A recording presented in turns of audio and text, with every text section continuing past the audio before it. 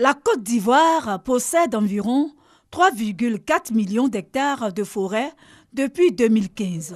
Pour remédier à ce problème, elle s'est engagée dans le mécanisme international de réduction des émissions de gaz à effet de serre issues de la déforestation et de la dégradation des forêts, dénommé REDD+, depuis 2011.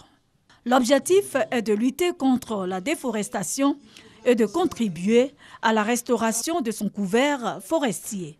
Par rapport à ce mécanisme, la Côte d'Ivoire doit soumettre à la Convention cadre des Nations Unies pour le changement climatique 4 éléments, notamment une stratégie nationale, un système national de surveillance des forêts, un système d'information sur la sauvegarde et un niveau de référence des forêts.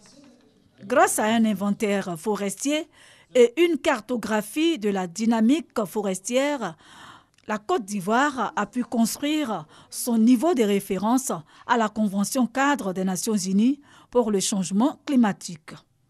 Nous sommes dans la phase où on est en train de faire l'inventaire de ce qui peut exister comme élément participant à la destruction forestière.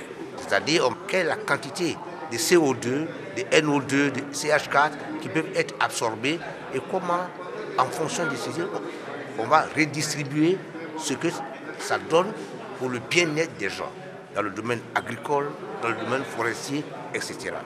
L'Organisation des Nations Unies pour l'alimentation et l'agriculture, la FAO, la Banque mondiale et les structures nationales, la SODEFOR, le PNED et les centres de recherche universitaires apportent leur appui financier à ce mécanisme. Cette étude qui tire une sonnette d'alarme pour le gouvernement, mais pour tous les acteurs aussi de développement en Côte d'Ivoire pour agir et maintenant.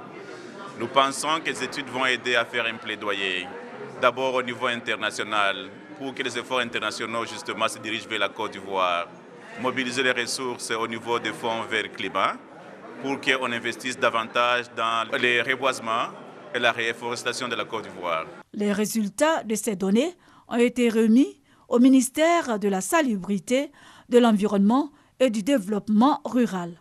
Ces données vont permettre à l'État de Côte d'Ivoire de prendre des dispositions de réduction de la déforestation.